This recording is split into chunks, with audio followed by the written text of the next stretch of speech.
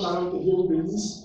Nous sommes encore là pour notre rubrique Sémence de vie et nous allons poursuivre avec le thème délivrer les yeux de la sorcellerie.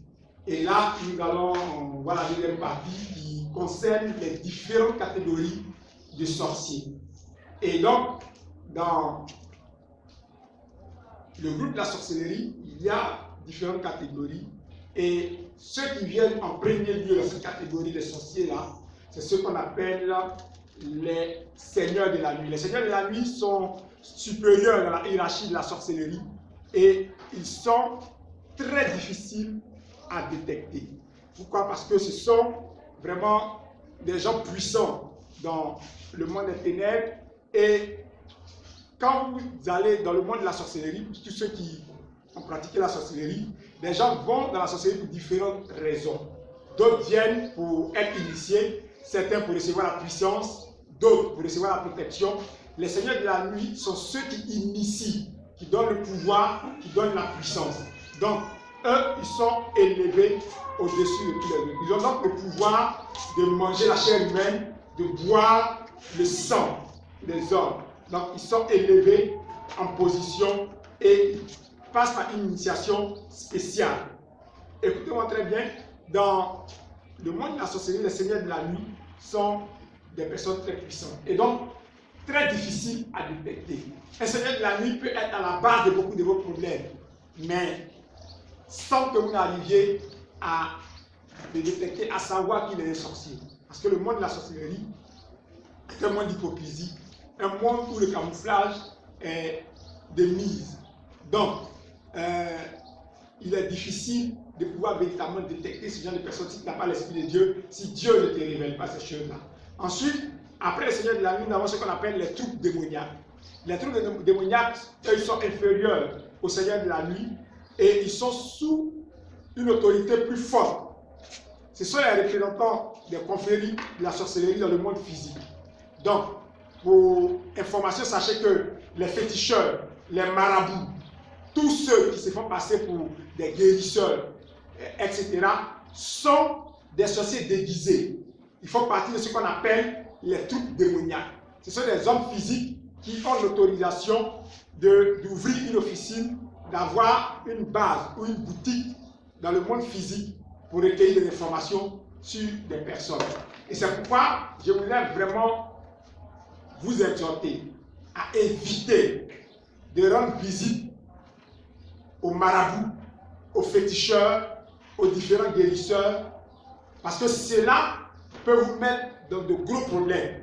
Aujourd'hui, nous sommes là juste pour parler des œuvres de la sorcellerie, donc nous n'allons pas entrer dans les détails, mais je veux vraiment vous encourager à ne pas emprunter ces voies-là pour la résolution de vos problèmes. Cherchez plutôt à vous attacher à Jésus au lieu d'aller chez les féticheurs, chez les marabouts. Ce sont des agents du diable, ce sont des sorciers déguisés qui prennent des informations et qui vous mettent en danger. Il faut partir de ce qu'on appelle les troupes démoniaques.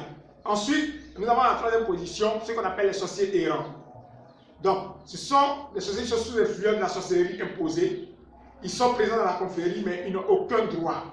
Ce sont des exécutants, ils exécutent les ordres qu'on leur a donnés. Donc, un exécutant dans votre maison peut ouvrir la porte à toute une confrérie. Donc, quelqu'un qui est dans la sorcellerie imposée ou qui est juste un exécutant, s'il est dans votre maison, il peut ouvrir la porte à toute une grande confrérie et votre maison va devenir un lieu d'atterrissage, un lieu de réunion de tous les sorciers de votre quartier. Donc, vous devez faire très attention et demeurer dans la prière afin que la puissance de Dieu puisse véritablement vous aider à aller de l'avant.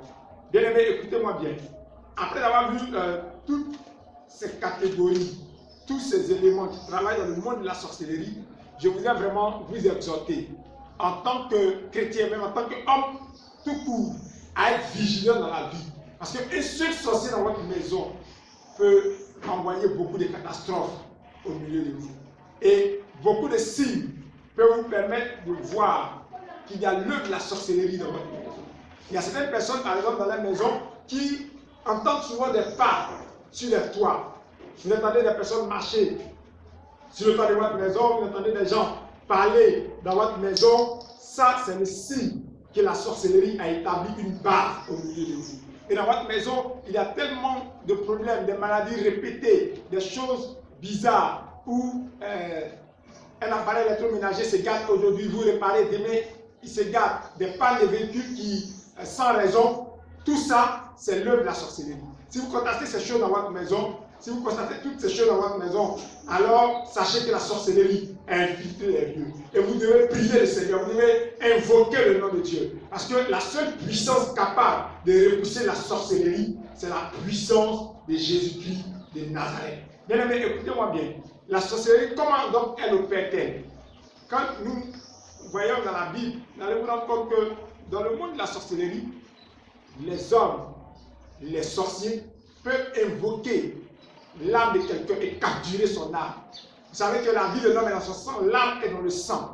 Et donc, la sorcellerie peut prendre en otage l'âme de quelqu'un, capturer son âme, enchaîner cette âme-là et la mettre dans plein de problèmes. Une fois que votre âme est capturée et enchaînée, cette âme-là peut être influencée par le monde des ténèbres. Donc, ne pensez pas qu'en fuyant pour vous cacher en Europe, pour vous cacher en France, vous pourrez fuir la sorcellerie. Non. Une fois que la sorcellerie a invoqué votre âme, a eu accès à votre âme, le monde de la sorcellerie peut vous manipuler, peut vous lancer des maladies, peut vous lancer des sorts, peut vous lancer n'importe quoi et détruire votre existence.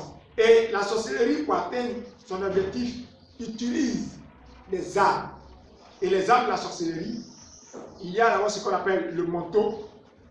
Le manteau sert d'élément de protection pour tous les sorciers qui vont dans le monde invisible. Donc ils utilisent le manteau pour se couvrir, ils utilisent aussi ce manteau pour se protéger de leurs ennemis, ils utilisent le manteau pour couvrir la destinée des hommes. Et donc quand la destinée est prise en otage, on peut la couvrir par le manteau de la sorcellerie et à partir de ce moment, ta destinée est noircie de tous les côtés et tu te retrouves dans beaucoup de problèmes. Il y a aussi les sièges et la domination que le monde de la sorcellerie utilise. Pour siéger, le monde de la sorcellerie a besoin d'un trône. Et les seigneurs de la nuit sont sur ce trône-là pour prendre des décisions, pour siéger, pour délibérer contre des personnes innocentes et détruire véritablement leur vie. Et donc, pour tous ceux qui le savent, c'est-à-dire que dans le monde de la sorcellerie, il y a des instruments que la sorcellerie utilise, comme des mamies ou à repérer la vie des gens, l'œil de la sorcellerie, les miroirs magiques, les bâtons et les corps d'animaux. Donc, il y a autant d'éléments que le monde des ténèbres peut utiliser. Il y a des hôtels de la sorcellerie qui sont utilisés des armes. On peut utiliser certains carrefours pour faire des incantations et détruire votre existence. Et tout ça sont des éléments que la sorcellerie utilise pour pouvoir vous détruire. Bien aimé, écoutez-moi très bien. Le monde de la sorcellerie est un monde très méchant. Et à partir d'un carrefour, les sorciers peuvent jeter des mauvaises choses dans les quartiers, au point où tous ceux qui n'ont pas Jésus et qui passent par cet endroit voient les destinées obscurcies, brisées par le pouvoir, par la puissance de la sorcellerie. C'est pourquoi il est important que chaque individu puisse donner sa vie à Jésus. Parce que sans Jésus qui est en danger, sans Jésus qui est dans un problème. Bien aimé, je parlais tout de suite de certains éléments de la sorcellerie, mais je disais aussi que certains points peuvent te permettre de savoir que la sorcellerie a infiltré ta maison ou ta vie. À travers les rêves que tu fais, tu peux savoir si la sorcellerie a tes trousses. Il y a beaucoup de personnes qui dorment, sont poursuivies par des chiens, par des animaux, toujours en train de faire des bagarres en rêve. C'est que le monde de la sorcellerie est à tes trousses. Et tu as besoin de Jésus pour que Jésus te libère de leur pouvoir, pour que Jésus te libère de leur puissance. Parce que sans Jésus, personne ne pourra t'aider. Bien aimé, tu fais des rêves bizarres. Excusez-moi, au lieu d'aller chez les marabouts pour chercher à trouver la solution, couvre-toi du sang de Jésus-Christ. Cherche à rencontrer Jésus. Parce que les marabouts ne vont faire que alourdir tes pas. Ils vont faire que aggraver ta situation. Mais donne ta vie à Jésus et Jésus t'aidera à sortir des puissances des ténèbres. Tu as l'impression dans la vie que tu es épié, que les gens t'observent, que tu es dans le noir, tu as peur. C'est l'œuvre de la sorcellerie. L'œuvre de la sorcellerie est sur toi. Alors, prends le temps de donner ta vie à Jésus-Christ cherche à rencontrer Jésus-Christ de Nazareth et Jésus va te sauver. Tu as un enfant depuis son bas âge, c'est lui qui ne fait que faire des accidents. Il était tout petit, l'eau chaude l'a brûlé, et à un certain âge, il a tel couteau qui l'a coupé ici, il est tombé de tel endroit. Sache que l'œil de la sorcellerie est sur ton enfant et il cherche à lui faire du mal. Confie ton enfant à Jésus-Christ de Nazareth. Confie-le au Seigneur. Cherche des hommes de Dieu qui puissent consacrer ton enfant à Jésus-Christ afin que la gloire de Dieu puisse resplendir sur sa vie. Mais bien aimé, nous avons le pouvoir de détruire les œuvres des ténèbres. Et pour véritablement s'attaquer aux œuvres de la sorcellerie, il y a des éléments que nous devons savoir. La première chose se trouve dans le livre de Jérémie. Jérémie au chapitre 1, le verset 10 que nous devons lire. La Bible dit ceci dans Jérémie chapitre 1, à partir du verset 10. Il dit, regarde, je t'établis aujourd'hui sur les nations et sur les royaumes, pour que tu arraches et que tu abattes, pour que tu ruines et que tu détruises, pour que tu bâtisses et que tu plantes. Donc nous devons savoir que Dieu nous a établis pour que nous puissions détruire toutes les œuvres de la sorcellerie, les puissants des ténèbres, pour ruiner tout ce que la sorcellerie a planté dans la vie de certaines personnes. Dans la vie de certaines personnes, la sorcellerie a planté des maladies incurables, des œuvres mystiques et démoniaques qui empêchent les personnes de pouvoir s'épanouir. Nous, en tant que chrétiens, nous avons le pouvoir de détruire, de briser toutes ces œuvres-là. Et en Jésus-Christ de Nazareth, nous pouvons nous lever et briser les œuvres de la sorcellerie. Un seul chrétien dans une maison peut tenir tête à toute une confrérie de sorcellerie par la puissance de Jésus-Christ de Nazareth. Tu peux tenir tête aux puissants des ténèbres. Tu peux tenir tête à la sorcellerie parce que la puissance de Dieu est sur ta vie. Lève-toi en prière. Commence à détruire toutes les œuvres des ténèbres qui empêchent ta famille d'évoluer. Et l'Éternel, ton Dieu, sera avec toi pour t'aider. Bien-aimés dans le Seigneur, si nous voulons nous apprendre aux œuvres de la sorcellerie, la deuxième chose que nous devons savoir, c'est que Dieu nous a donné l'ordre d'être puissant. Quand nous lisons dans le psaume, au chapitre 68, le verset 29, la Bible dit, ton Dieu ordonne que tu sois puissant. Un chrétien doit aspirer à la puissance de Dieu. Un chrétien doit recevoir l'autorité et la force de Dieu. Toutes les sorcelleries du monde réuni ne peuvent rien contre un chrétien qui reconnaît la puissance de Dieu dans sa vie, qui reconnaît que l'autorité de Dieu est sur sa vie. Et Dieu t'a établi pour que les œuvres des ténèbres soient brisées, pour que les puissances invisibles soient maintenant détruites au nom puissant de Jésus-Christ. Bien-aimés dans le Seigneur, la Bible nous demande de ne pas avoir peur, car nous ne devons pas craindre les œuvres des ténèbres. Vous voyez dans le livre de Jérémie au chapitre 1, le verset 19, la Bible dit qu'ils te feront la guerre, mais ils ne te vaincront pas, car je suis avec toi, dit l'Éternel. Bien-aimés, Dieu nous donne la force. Nous ne devons pas craindre les œuvres des ténèbres. Quand nous lisons dans le livre de Jérémie au chapitre 20, à partir du verset 10, la Bible nous dit ceci, et je voudrais que nous puissions lire attentivement ce passage, parce qu'il y a une vérité que Dieu a réservée pour ses enfants. Donc, Jérémie chapitre 20, à partir du verset 10 jusqu'au verset 11. La Bible dit ceci, il dit, mais, dans le verset 10, car j'apprends les mauvais propos de plusieurs, le pouvoir du règne alentour. Accusez-le et nous l'accuserons. Tous ceux qui étaient en paix avec moi observent si je chancelle. Peut-être se laissera-t-il surprendre et nous serons maîtres de lui. Nous tirerons ainsi vengeance de lui.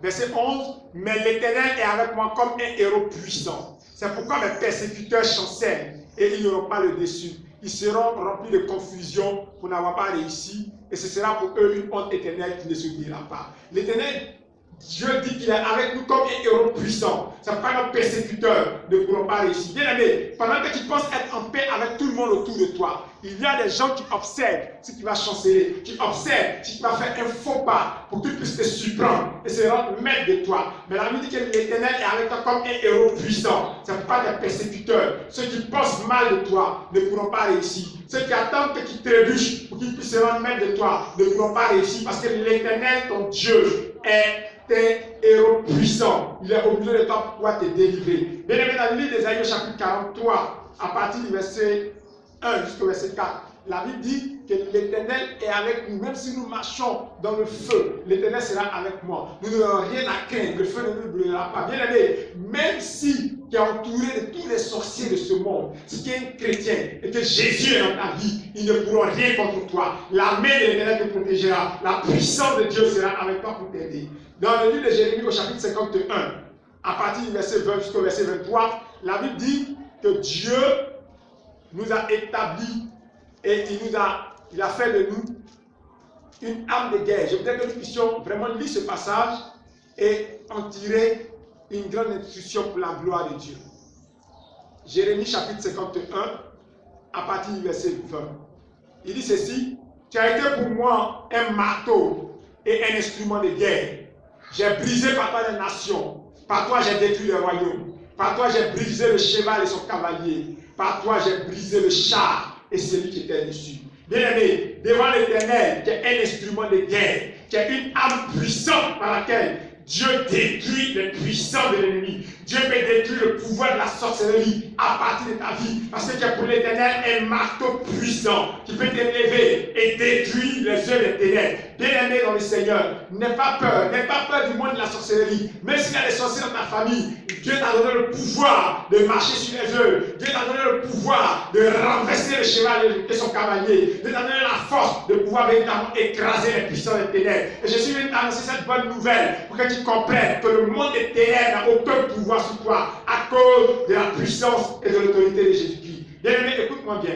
Dieu nous a donné le pouvoir de marcher sur les serpents et les scorpions. Et sur toute la puissance de l'ennemi. Et la Bible dans Luc chapitre 10, verset 19, que rien ne pourra nous nuire. Tu as le pouvoir de marcher sur les serpents et les scorpions, sur toute la puissance de l'ennemi. Bien-aimé dans le Seigneur, en tant que chrétien, je voudrais t'exhorter à connaître ta véritable identité, qui est née en Christ. La Bible dit dans le livre de Jean au chapitre 1, à partir du verset 12, que à tous ceux qui l'ont reçu, à ceux qui croient en son nom, elle a donné le pouvoir de devenir enfant de Dieu. Donc tu es un enfant de Dieu. Le sang de Jésus coule en toi. La puissance de Dieu coule en toi. Aucun sorcier ne peut t'atteindre. Tu es ambassadeur de Dieu sur la terre. Ambassadeur de Jésus-Christ sur la terre. Donc aucune puissance infernale ne pourra te vaincre parce que Jésus-Christ Nazareth est avec toi. Et la Bible nous dit dans l'épître de Paul aux Corinthiens, dans 2 Corinthiens chapitre 10, verset 3, verset 5, il dit, même si nous marchons dans la chair, nous ne combattons pas selon la chair, car les armes avec lesquelles nous combattons sont puissantes par la vertu de Dieu pour renverser les forteresses. Et nous renversons toutes les forteresses et toutes les hauteurs qui s'élèvent contre la connaissance de Dieu.